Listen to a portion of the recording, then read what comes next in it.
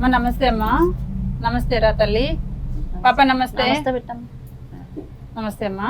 మీ పేరు? లవకుమారి. లవకుమారి. చింతలు నీ పేరు? చేయించు. మౌనికనా? పాపకి కళ్ళుకి ఏమైనాయి? కళ్ళు పుట్టుకతోనే ఇలా ఉందా? నీ పేరు నాన్న?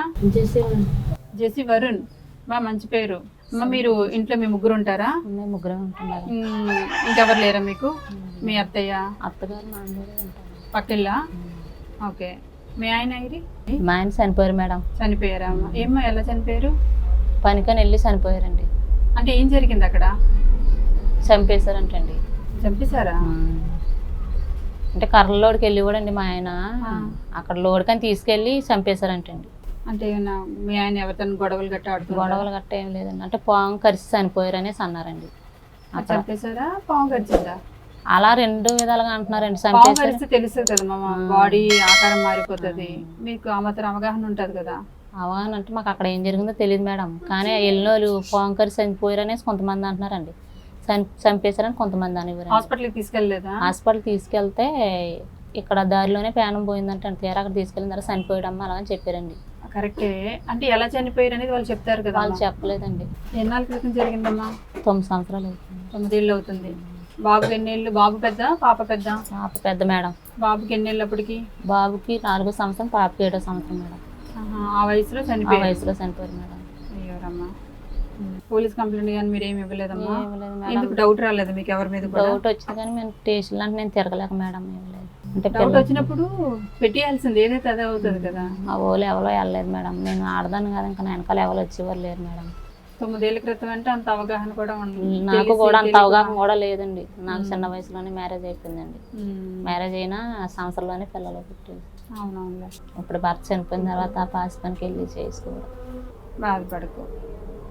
బాధపడకని చెప్పడం సులభమే కానీ, ఎందుకంటే పిల్లలు పెట్టుకొని నువ్వు ఒంటరిగా పోరాడి నడిపించాలి. నేను ఇంట్లో పాసి పని చేసుకుని ఇద్దరిని పెంచుకుంటాను మేడం. పాపకు కొళ్ళు కనపడు మేడం.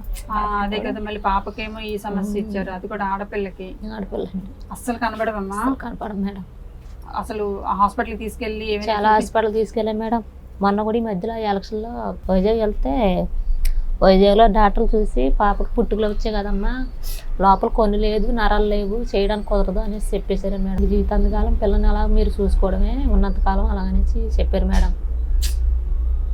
ప్రపంచం ఏంటో కూడా చూడలేదు. మీరు ఏదైనా పాపకి ఏదైనా అవసరం అయితే మీరే చేపట్టుకుని నడిపించాలి.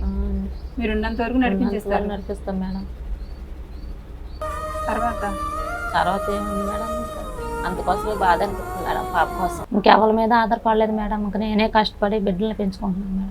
చిన్న వయసులోనే భర్తను పోగొట్టుకున్నాను. పిల్లలు ఉన్నారు, ఇంకో పెళ్లి వైపు ఆలోచన కూడా మీకు రాదానికి మేడం. తల్లి నీ పేరేంట్రా? మౌనిక. ఎంత బాగుందో పాప అయితే. కళ్ళు వేరే వాళ్ళు కళ్ళు పెట్టినా కూడా అవ్వదన్నారు మేడం. కనపడవన్నారు మేడం. అలా కూడా వేరే వాళ్ళు కళ్ళు పెట్టినా కనపడదు. అసలు ఆ కళ్ళుకి సంబంధించిన నరాలు ఏవి కూడా లేనట్టు కొన్ని లేదంటున్నారండి. లోపల నరాలు కూడా లేవంటున్నారండి. కన్ను లోపల ఆ సిస్టమే తయారవలేదంటే. సరేనమ్మా, నీ కష్టాన్ని నేను తీర్చలేను కానీ కనీసం కొంచెం ఓదార్చగలను. తీసుకురండి.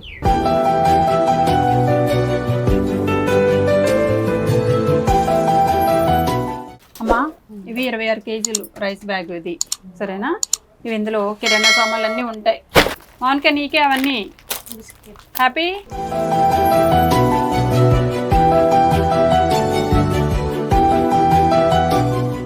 చీర లంగా జాకెట్ అమ్మా, తీసుకోండి.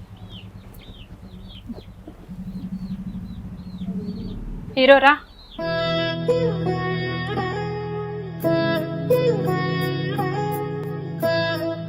ఓకే అమ్మా, ఇవి బియ్యం రేషను. ఇవాళ కడుపునంటే మీరు భోజనం చేయాలి. Okay madam. అలా సంతోషంగా ఉండు. మీ కష్టాన్ని తొలగించే ఏదో ఒక రూపంలో ఏదో ఒక నాలంటి వాళ్ళు ఎప్పటికప్పుడు మీ ఇంటికి రావాలి. ఏదో చిన్న చిన్న చేయూత కిందనైనా మీకు ప్రాణం కొంచెం ఊపిరి పీల్చుకునేటట్టు ఎవరో ఒక నాలంటి వాళ్ళకి పని నుంచి వచ్చి మీలాంటి కుటుంబాలకి ఏదో ఒక రకమైన సాధతీర చిన్న చిన్న సాయం చేసినా కూడా మీరు కొంచెం తృప్తిగా, ఇందాక నవ్వారు కదా, అలా నవ్వుతూ ఉంటే మీరిద్దరు పిల్లల్ని కాపాడుకోవాలి. చిన్న వయసులో భర్తను పోగొట్టుకున్నారు, పైగా జీవితాంతం మీరు బ్రతుకున్నంత వరకు ఈ సమస్య మీకు వదలదు. నేను మీకు ఇస్తున్నానికి ఇవమ్మ ఖర్చులకి, పిల్లలకి ఇంకా ఏమైనా కావాలంటే కొనండి. కొనేసి ఇప్పుడు కిరాణా సామాన్లు అవి అయితే మాత్రం కొనకండి.